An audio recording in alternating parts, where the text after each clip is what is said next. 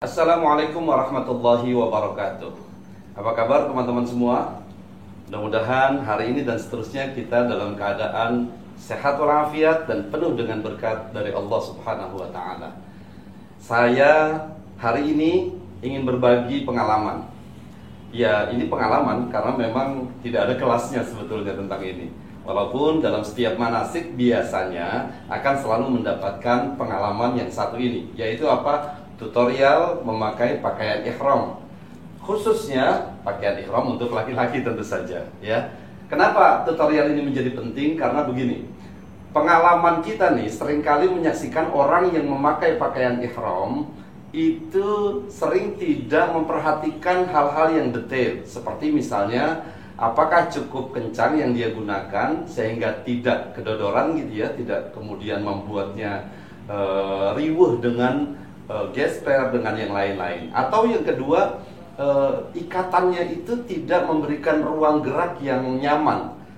Kita tahu bersama bahwa pelaksanaan umroh maupun haji ada fase di mana yang rentang waktunya cukup lama. Contoh seperti misalnya kita memulai mengambil miqat dari Dzul Hulaifah atau dari Bir Ali. Kita lakukan mengenakan ihram sampai kemudian ke kota Mekah, perjalanannya saja sudah 6 jam. Lalu kemudian kita singgah ke hotel dulu.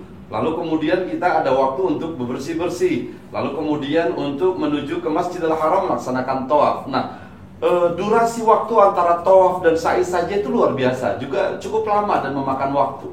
Karena itu kita butuh teknik atau metode pemakaian kain ihram yang mudah-mudahan ini bisa bermanfaat buat teman-teman semua. Yuk kita mulai dengan yang pertama. Kita tahu bahwa ada dua helai kain ihram. Yang satu digunakan untuk memakai sarung ya, atau di bagian bawahnya. Dan yang keduanya nanti adalah sebagai rida atau selendang yang bisa kita kenakan untuk menutupi pakaian atas atau badan bagian atas kita. Baik, sekarang yang pertama.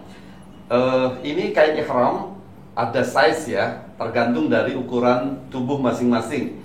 Jadi kalau nanti dari travelnya itu dapat yang sedang atau kekecilan, ya bisa di request lah, atau dibeli lagi ya, karena kita bawa bisa 2 atau 3 kain ihram, 3 set, 2 set sudah cukup insya Allah. Nah ini yang pertama ya, yang pertama adalah cara penggunaannya. Nah tolong ini bisa diperhatikan dengan detail. Yang pertama adalah pertemukan ujung kain ihram dengan ujung yang satunya lagi dan berikan lebih sedikit ya, kira-kira setengah pergelangan tangan ya, sampai siku kira-kira. Nah seperti ini. Kemudian kita letakkan seperti ini dan posisinya kita tegak lurus seperti ini, kaki setengah bahu. Kemudian kita ambil maju ke depan seperti ini. Nah ini sudah lumayan kencang.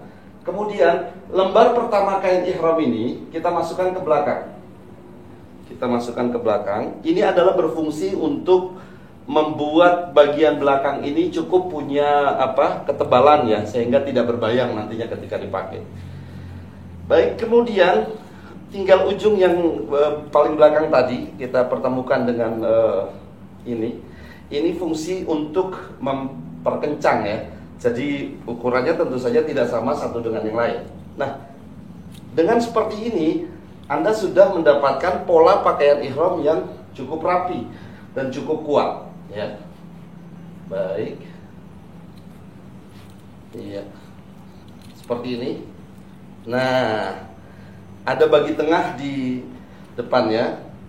Dan ini sesungguhnya akan membuat lipatan yang ada itu lebih tipis ketimbang menggunakan pakaian ihram dengan cara yang konvensional pada umumnya itu, sehingga buletan di sininya agak besar. Itu pakaian ihram atau ban Vespa. Jangan gede-gede juga, nanti akan merepotkan Anda semuanya. Ini sebetulnya sudah cukup kencang Anda melangkah.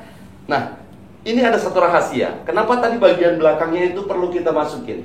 Jadi waktu Anda melangkah, ketiup angin pun ini bebas.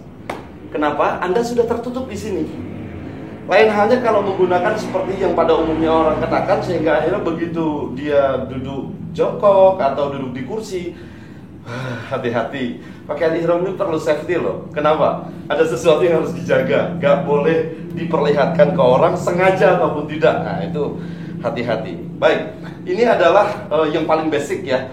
Kenapa? Karena ini bisa kita kenakan seharian penuh. Ya, kalau misalnya Anda tidak membukanya masih aman. Tetapi jangan khawatir kalau nanti kurang kencang, itu bisa gunakan sabuk. Apapun sabuknya bisa digunakan untuk turut mengencangkan. Tapi ini udah kencang banget, udah cukup banget. Nah, baik. Sekarang yang kedua, yaitu pengenaan di bagian atas untuk selendangnya. Di dalam pakaian ihram kita tahu bersama bahwa ada dua model penggunaan kain ihram di bagian atas. Yang pertama adalah ketika tawaf, dan yang kedua adalah di luar tawaf.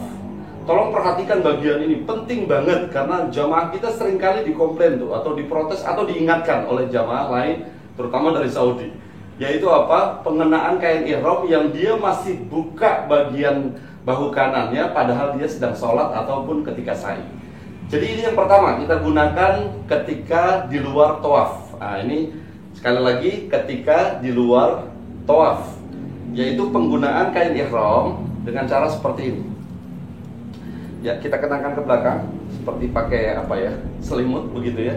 Nah kemudian sisi sebelah kiri ujungnya, kalau Anda menggunakan gesper, Anda bisa kaitkan di gesper atau Anda bisa masukkan di lipatan ini. Baik, ini untuk membuat tidak gampang turun. Ini sudah cukup begini. Kemudian kalau Anda menggunakannya untuk waktu yang tidak lama, sebentar saja misalnya karena nanti akan Anda perbaiki kembali, Anda bisa meletakkannya seperti ini. Cukup. Nah, tetapi saran saya kalau Anda butuh waktu misalnya untuk pelaksanaan sa'i, kemudian sholat ya, bisa menggunakan pola yang kedua, yaitu memasukkan ujung tadi dari kain yang sebelah kanan, kemudian masuk ke sebelah kiri di belakang dan dikaitkan di bagian belakang ikat pinggang Anda ataupun lipatan kain ihram di belakang. Ini sudah sangat leluasa. Dan ini insya Allah ya, dari Anda memulai sa'i atau dari selesai tawaf, kita lakukan sholat sunnah tawaf dengan menggunakan seperti ini, sampai dengan selesai sa'i, sampai tahallul, sampai Anda balik ke hotel, insya Allah nggak akan berubah karena ini kuat sekali seperti ini. Dan posisinya juga rapi, nyaman, dan tidak ada yang dipandangnya tidak pantas gitu. Semuanya menjadi pantas dan baik. Oke. Nah, kenapa tadi ada opsi yang pertama kalau sebentar ya? Ini kalau lagi keluar dari tempat lagi ngobrol-ngobrol ini bisa seperti ini. Tapi kalau sholat, Anda seperti ini seringkali ketika ruku, ini biasanya jatuh. Nah, ketika jatuh ini agak mengganggu. Akhirnya terbuka. Walaupun di atas pusat itu bukan kategori aurat, tetapi ini juga bagian yang saya menyebutnya adab dalam sholat. Jadi adabnya berpakaian ihram di luar tawaf, ya seperti ini, seperti tertutup rapi, atau kalau mau tadi agak lama kita gunakannya, yaitu seperti dimasukkan ke bagian belakang. Oke. Nah, bagaimana ketika kita mendekati tawaf? Ini adalah hal yang kedua yang kita lakukan ketika tawaf. Ini cukup, jadi ini posisinya tidak berubah ya, tidak berubah. Ini cukup dengan seperti ini. Nah, ini mengeluarkan yang lembar sebelah kanan, kemudian meletakkannya di bawah ketiak kita seperti ini. Lalu kemudian menyampirkannya ke bagian belakang dan Anda bisa ikatkan di sini. Atau biasanya para jamaah suka pakai tas punggung ataupun tas pinggang begitu ya. Tas yang selendangkan di sini, Anda bisa juga diperkuat nanti dengan tas yang Anda kenakan. Ini adalah pelaksanaan ketika tawaf. Jadi seperti ini ketika tawaf. Bahu sebelah kanan dibuka, bahu sebelah kiri ditutup. Kanan adalah simbol kebaikan, kiri adalah simbol keburukan. Tutup rapat semua aibmu. Jangan diceritakan kepada banyak orang, tetapi buka sumber-sumber kebaikan yang bisa engkau lakukan. Dengan pelaksanaan ihram seperti ini, insya Allah Anda bisa melaksanakan tawaf, sa'i, bahkan aktivitas di luar tawaf dan sa'i, juga ketika salat dalam keadaan nyaman dan insya Allah mabrur.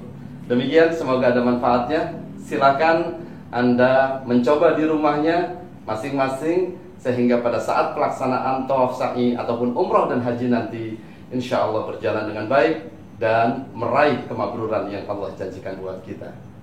Allahul muwaffiq ila aqwamit thoriq. Wassalamualaikum warahmatullahi wabarakatuh.